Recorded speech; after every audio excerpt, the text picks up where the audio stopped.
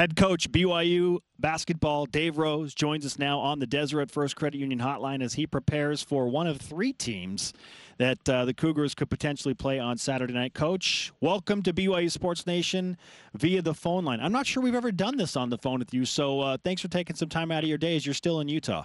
Yep, thanks a lot, guys. Hope things are going well. What's the weather like down there? Warmer than Utah, high 50s, a little bit windy, but when you get here, I think it should be picture perfect. So you're coming at a great time.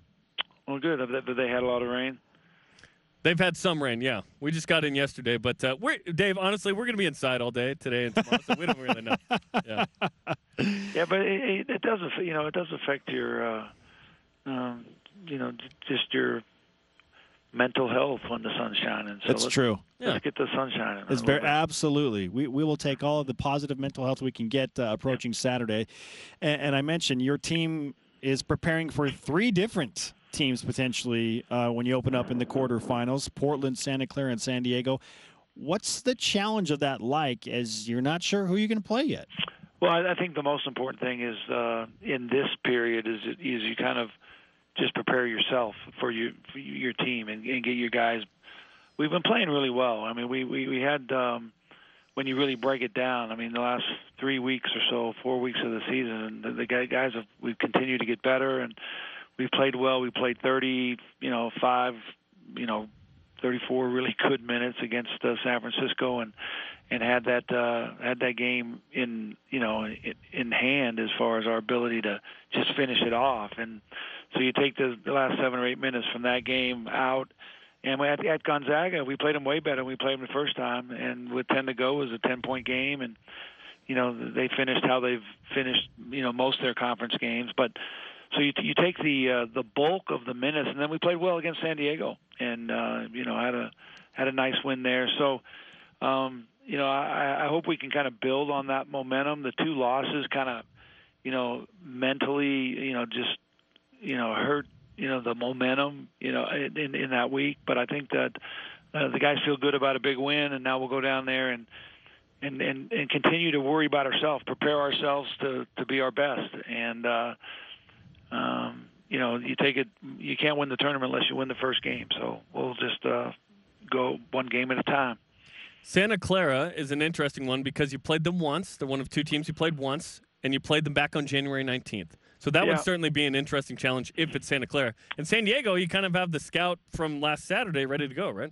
Yeah, and I think the Santa Clara game, we were in a real different spot. When we played really well offensively. Defensively, they kind of found some things and exploited us, especially there in the second half. But Gav is a much bigger part of our game plan now, especially on the defensive end. And I feel like our rotation on the guard line is a lot more secure.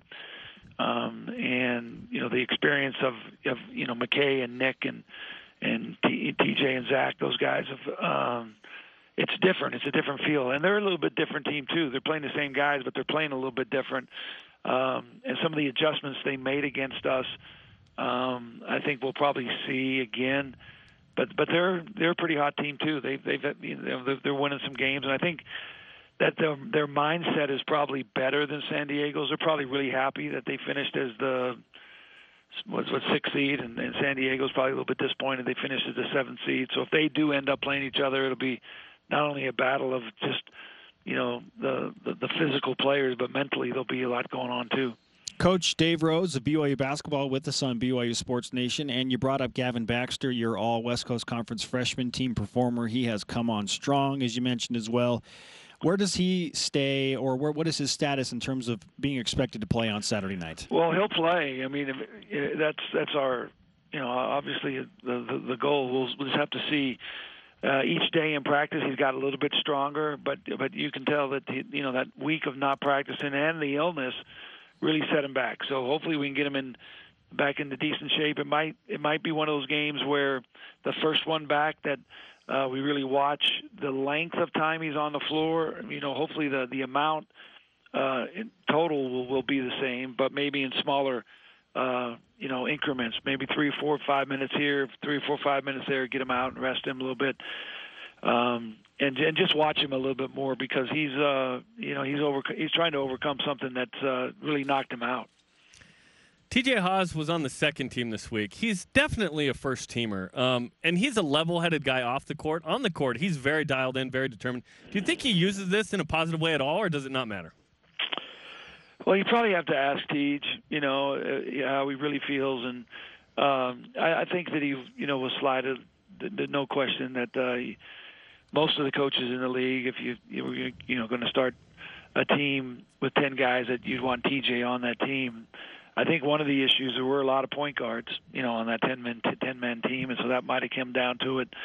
But Jordan Ford and Josh Perkins and Bateman and Ferrari, and I mean those are all pretty good players. And I think for me as a player, the individual awards just kind of would come and go, and there wasn't a lot put into it. After the season, you might hang your hat on things like that, but during the season, it's on to the next challenge.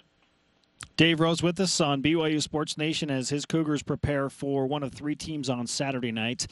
When you look at the Mountain West Conference tournament in the Thomas and Mack Arena, and you've been into 6 of those as the head coach, and the West Coast Conference tournament in the Orleans, now 7 going on 8, how do those 2 events and venues compare? Well, I think it's they're all real challenges. We've been to the finals in both of those tournaments and both those venues, and haven't won the tournament and got the automatic bid in either of them. We've got to the finals and been invited from the WCC and been invited to the NCAA tournament from the Mountain West Conference. Now, those are the similarities. The other similarity is that it's a real home court feel for, obviously, UNLV when we played in the Thomas and Mack, and it's a real home court feel for the Zags because of just how they turn out. It's we have good crowds down there, but it's probably 3-1 in the championship games. If there's 9,000 seats there, that they've got 6 and also maybe 2-1, 6 to 6,000. We got 3,000, and so that's a similar feel. But trying to finish that last game off. I thought last year, we were really dialed in and we played really competitive first half. Of the first half, and then we just couldn't make a shot and got away from us. So hopefully we can get ourselves to that point again. That's how the brackets, play out, and hopefully that this year the outcome will be different. We talked to you at length during the summer after Gonzaga there was rumors of them going to the Mountain West and whatnot. So the format changed in this to try and accommodate perhaps some requests there, right, / the best interests of the league. So now that we're actually at this tournament, what do you think of the return to this format where 1 and 2 get a bye to the semis and 3, 4, and 5, 6 kind of wait to come in? Well, I think if you look around the country, that's more common now than you look at the Power 5 conferences, and there's always byes to the second round or third round or whatever it might be. And the Big East's been doing it for years.